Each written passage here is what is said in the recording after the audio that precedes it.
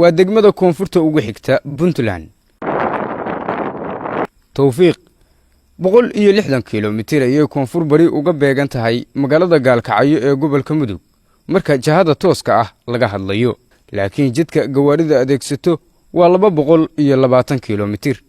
meelaha qaar waa bacaad baabuurta ku dhega. dhulkan badankiina waxaa laga wataa gawaarida ridootada leh ee bacaadka ka bixi og.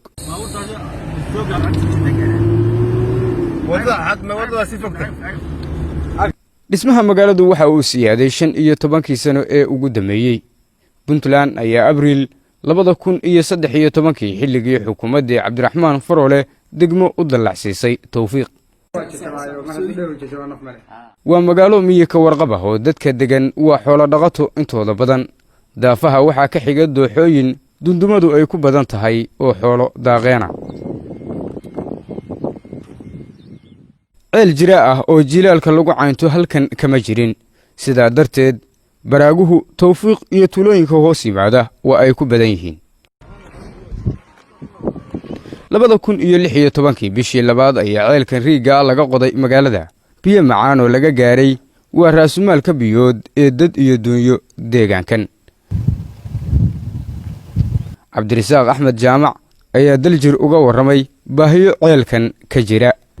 ceel xoolaha iyo magaaladu ay cabaan u yahay maantana uu dayacan yahay, isagoo lambar 1 ay ka dayacan tahay haanta biyaha oo ay ka daldilaacday oo dayactir degdeg ah ay u baahan tahay, iyadoo soolarka uu meel cidla oo bannaan yaal oo u baahan yahay darbi 2 mitir ah oo loo dhiso, iyo qol waardiye iyo suuli iyo barkad uu u baahan yahay. dhismahani waa xarunta caafimaad ee degmada Tawfiiq. dhowaan ayaa habkan loo dhisay, laakiin bilowgii isku tashi ayaa dadku 2 qol ku hirgeliyeen. adeegyada caafimaadka ee goobtan ay bixiso waxaa ka faa'iideysta sida naloo sheegay Tawfiiq iyo tuulooyinka hoos yimaada, laakiin ma jiro gaari gargaarka degdega ah.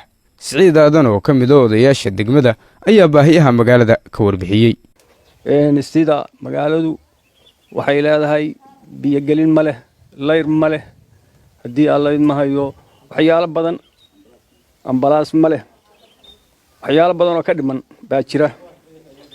wax badan oo hadda loo qabtana waa jiraan.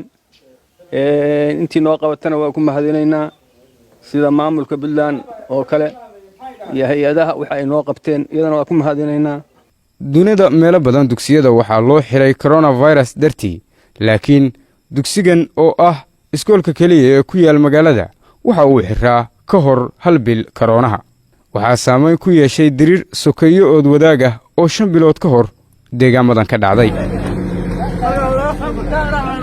dhismayaal dawladeed degmadan kuma yaaliin oo waxaaba qabyo ah gurigii maamulka degmadu uu ku shaqayn lahaa. qurbajoog ayaa gacan ku siiyey dadka deegaanka in halkan la soo gaarsiiyo gurigan. Siciid Jaamac Yuusuf oo daljir kula hadlay dhismahaasi qabyada ah waxa uu dawladda Puntland ka dalbanayaa in la dhammaystiro.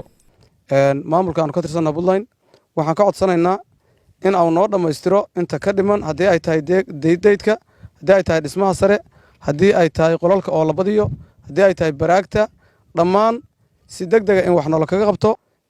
maadaama aan nahay degmadan oo waxa weeye maamul ka tirsan, inaan maaragtay aan weyno biyogelintii, inaan weyno inaan layrkii weyno, in guriga degmada uu qabyo ahaado.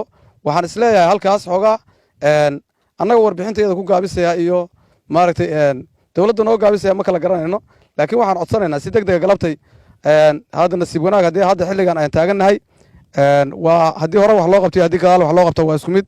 waxaan rajaynaynaa dhaga furan inay ku dhici doonaan warkayow, waxna nolo kaga qaban doono, hawshaasna inta aan ka cabanayno noo dhammaystiri doono. degmadan ku taal cirifka Puntland dhowr jeer ayaa dagaallo ka dhaceen, laakiin deganaan ayaa hadda laga dareemayaa. Maxamed Xasan Dhalo, warbaahinta Daljir, Gaalkacyo.